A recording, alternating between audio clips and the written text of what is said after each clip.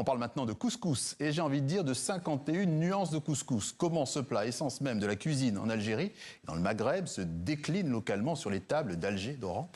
Mais bien au-delà, un livre, Couscous Fissa, centralise une bonne partie de ces déclinaisons culinaires, 51 en tout, je l'ai dit.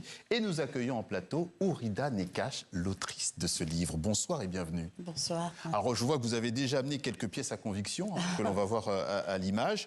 Vous nous direz dans quelques instants de quoi il s'agit, mais d'abord, on va rappeler que vous êtes professeur à l'université d'Oran et chercheuse en sciences du langage. Donc, on peut dire que finalement, le couscous n'est pas votre métier, mais c'est un peu votre passion.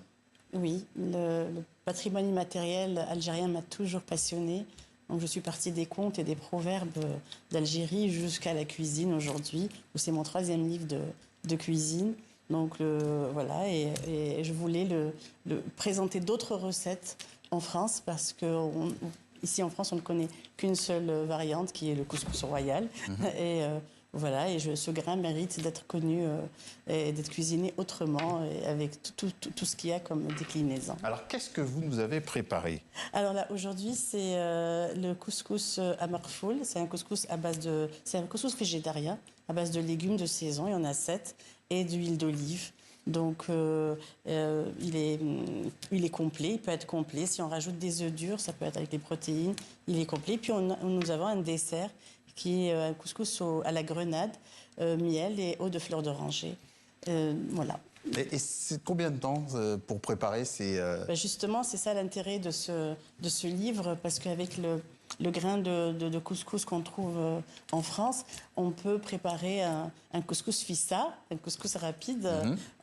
J'ai des recettes qui commencent à partir de 10 minutes. Les soupes, par exemple, qui ne sont pas très connues, les soupes de couscous, les salades, certains plats et les desserts.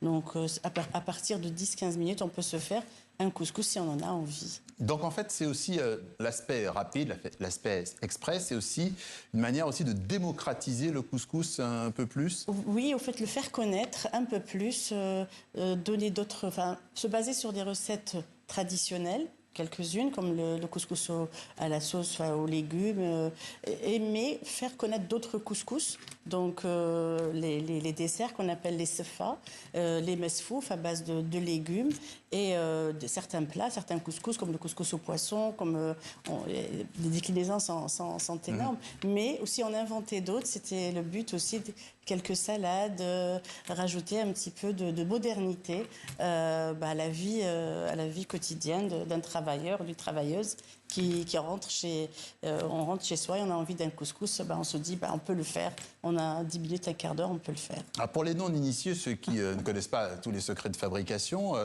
connaissent pas très bien comment ça fonctionne au niveau du couscous, à titre de comparaison, quand vous préparez un couscous comme ça, combien de temps ça prend par rapport à un couscous qui prend beaucoup de temps, par exemple? Le couscous familial en Algérie, au Maghreb, il prend du temps. Il y a une cuisson à respecter. Mais dans les recettes, dans le grain trouvé aujourd'hui en France et notamment en Europe aussi, et on peut faire un couscous en peu de temps, surtout si on a envie, on est seul à vouloir, ou on est 2 personnes à vouloir cuisiner un couscous. On peut le faire, on n'enlève rien au goût. Parce que le grain est toujours là, parce que la sauce est là, parce que les épices sont là. Je me suis laissé dire quand même que vous avez fait ce livre et qu'elle correspond aussi à une anecdote très personnelle. Quelle est-elle? Oui, l'anecdote, c'est au fait mon fils qui est toujours étudiant, mais qui était en colocation, et avec ses colocataires, il faisait chaque mois quelqu'un cuisinait, qui venait de l'étranger, quelqu'un cuisinait un plat de son pays. Et mon fils, à chaque fois, il revenait sur les tagines. Tout le monde lui parlait de couscous, parce que c'est un plat emblématique. Oui. Et lui, il voulait, donc je lui dis, trouve les grains de couscous, dis-moi ce que tu trouves, et on va adapter des recettes. Et c'est venu de là. Ces recettes-là, c'est venu de là. Et en plus, ça nous a permis de trouver des grains de couscous très variés. Dans les magasins bio, il y a le couscous à la farine d'épeautre, à la farine de pois chiche, à la farine de lentilles corail. Donc, c'est très riche. On peut faire plein de choses avec tous ces grains. Justement, on peut faire plein de choses, comme vous l'avez dit. On retourne un peu en Algérie, près de 2,5 millions de kilomètres carrés. Et dans les zones habitées, le couscous, on l'a compris, est décliné de multiples façons. Il y a des tendances très marquées, ou est-ce qu'il y a des tendances très marquées, voire opposées, dans la manière de cuisiner le couscous d'une région à l'autre? Alors, moi, j'ai envie de dire qu'il y a un couscous dans chaque famille. Parce que chacune ou chaque famille va apporter sa petite touche personnelle. Chacun réceptionne à sa manière. Exactement. Et puis, même moi qui suis algérienne, je découvre encore d'autres couscous. Par exemple, le couscous au poisson, je l'ai découvert à Annaba.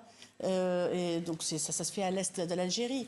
Le couscous roulé aux épices et aux herbes médicinales qui est vert, je l'ai découvert à Adrar, dans le sud d'Algérie. Il y a un couscous, je dirais, voilà, plus on voyage en Algérie, il y a des déclinaisons un peu partout. On en recense plus de 100.